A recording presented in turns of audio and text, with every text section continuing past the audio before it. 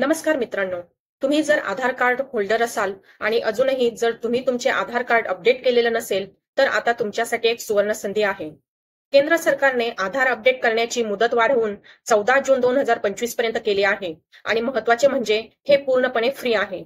आजच्या या व्हिडिओमध्ये आपण आधार कार्ड घर बसल्या आपल्या मोबाईलवरून किंवा लॅपटॉपवरून कसे अपडेट करायचे हे आपण बघणार आहोत. चला तर सुरू करूयात आजचा हा व्हिडिओ. मित्रांनो, सर्वप्रथम तुम्हाला myAadhar.uidai.gov.in या वेबसाईटवरती यायचं आहे. वेबसाईटची लिंक मी तुम्हाला व्हिडिओच्या डिस्क्रिप्शन मध्ये दिलेली आहे. खाली आल्यानंतर इथे खूप सगळे ऑप्शन तुम्हाला दिसत आहेत. यातले हे जे पहिलं ऑप्शन आहे डॉक्युमेंट अपडेट, यावर तुम्हाला क्लिक करायचं आहे. इथे क्लिक केल्यानंतर समोर अशा प्रकारचे पेज ओपन होईल. इथे बघा, upload documents in support of identity and address free till 14 जून 2025. म्हणजे 14 जून 2025 पर्यंत तुम्ही आधार अपडेट हे फ्री मध्ये करू शकता. त्यानंतर तुम्हाला आधार अपडेट करण्यासाठी चार्जेस लागू शकतील. इथे आल्यानंतर खाली बघा, क्लिक टू सबमिट असं निळ्या कलरचे बटन तुम्हाला दिसेल, त्यावर क्लिक करायचे आहे.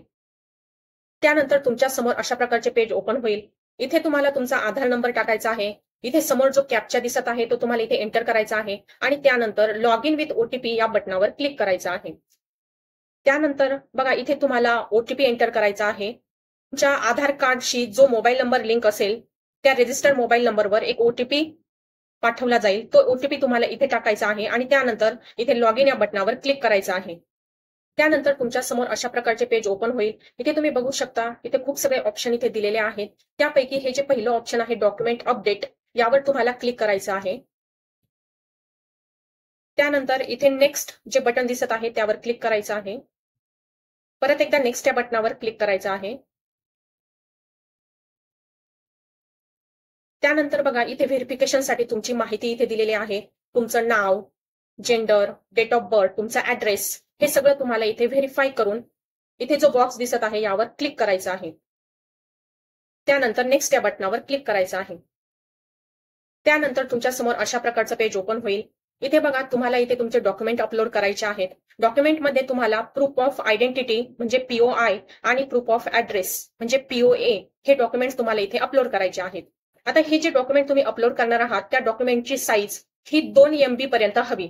म्हणजे 2 MB पर्यंत किंवा 2 MB पेक्षा कमी असली तरी चालेल. आणि जे डॉक्युमेंट तुम्ही अपडेट करणार आहेत ते डॉक्युमेंट जेपीईजी, पीएनजी किंवा पीडीएफ फॉर्मॅटमध्ये पाहिजे आहेत.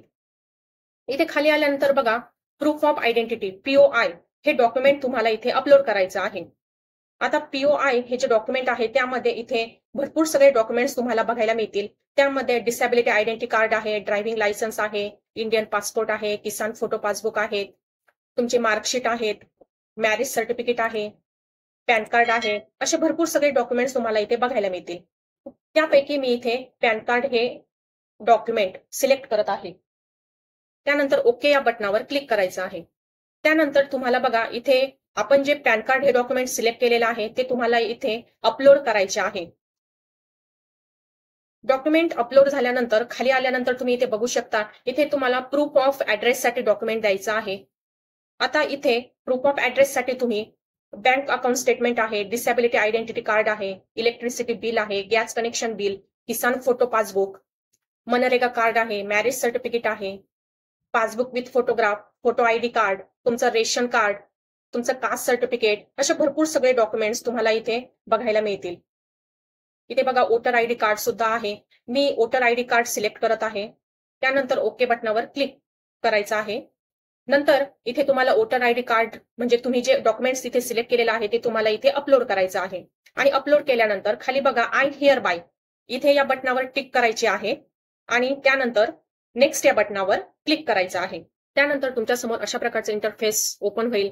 इथे तुम्हाला कन्फर्म करायचं आहे डेमोग्राफिक डिटेल्स जे दिलेले आहेत ते आणि तुमचे डॉक्युमेंट्सचे जे डिटेल्स आहेत ते बरोबर आहेत.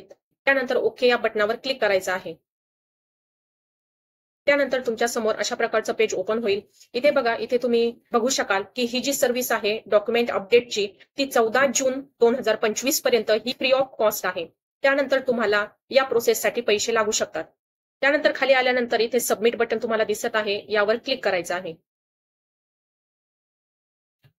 त्यानंतर तुमच्या समोर अशा प्रकारचं पेज ओपन होईल. इथे तुम्हाला बघा तुमचं ट्रान्झॅक्शन स्टेटस सक्सेस झालेलं दिसेल, तुमचं पेमेंटची डेट आणि टाइम दिसेल, अमाऊंट तुमची दिसेल आणि इथे बघा डाउनलोड एक्नॉलेजमेंट म्हणजे तुम्हाला इथून एक एक्नॉलेजमेंट स्लिप तुम्हाला मिळेल. त्या एक्नॉलेजमेंट स्लिपमध्ये तुमचा आधार नंबर असेल, तुमचा SRN नंबर असेल. आता हा जो SRN नंबर आहे तो तुम्हाला तुमच्या रिक्वेस्टचे स्टेटस चेक करण्यासाठी नंतर लागणार आहे. ही जी एक्नॉलेजमेंट स्लिप आहे ती तुम्ही सेव्ह करून ठेवू शकता. त्यानंतर गो टू डॅशबोर्डवर क्लिक केल्यानंतर तुम्ही होम पेजला याल. या होम पेजमध्ये खाली आल्यानंतर इथे बघा तुम्हाला रिक्वेस्ट तुमची पडलेली दिसेल. या रिक्वेस्टमध्ये तुमचा SRN नंबर आहे, तुमचं स्टेटस म्हणजे तुम्ही आता सध्या आपण जी रिक्वेस्ट टाकलेली आहे ती व्हेरिफिकेशन स्टेजमध्ये आहे. ही व्हेरिफिकेशन स्टेज कंप्लीट होण्यासाठी साधारणतः 7 ते 30 दिवसाचा कालावधी लागू शकतो. यानंतर तुम्ही कधीही UIDAIच्या पोर्टलवर लॉग इन करून तुमच्या रिक्वेस्टचं स्टेटस तुम्ही चेक करू शकता. आता बघा मित्रांनो, काही दिवसांनी तुमची व्हेरिफिकेशन स्टेज कंप्लीट झाल्यानंतर तुमचं स्टेटस कंप्लीटेड असे तुम्हाला दाखवले जाईल. हे तुम्हाला UIDAIच्या होम पेजवर तुम्हाला खाली आल्यानंतर रिक्वेस्टमध्ये तुम्हाला ते दिसेल. तुमचं स्टेटस इथे बघा कंप्लीट झालेलं आहे, तुमची व्हेरिफिकेशन स्टेज कंप्लीट झालेली आहे आणि तुम्ही UIDAIच्या ऑफिशियल वेबसाईटवर जाऊन आधार डाउनलोड करू शकता आणि त्याची प्रिंट काढूनही ठेवू शकता. अशा पद्धतीने तुम्ही आधार कार्ड घर बसल्या आपल्या लॅपटॉपवरून किंवा मोबाईलवरून फ्रीमध्ये अपडेट करू शकता. तर महत्त्वपूर्ण हा व्हिडिओ होता. व्हिडिओ आवडल्यास लाईक करा, शेअर करा आणि चॅनलवर नवीन आला असाल तर चॅनलला सबस्क्राईब करा. धन्यवाद.